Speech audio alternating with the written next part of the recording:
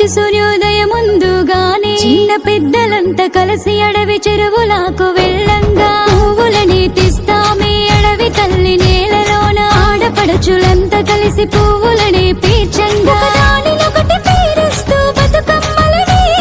చేయంగా పసుపు కుంకుమాలతో గౌరమ్మని చేయంగా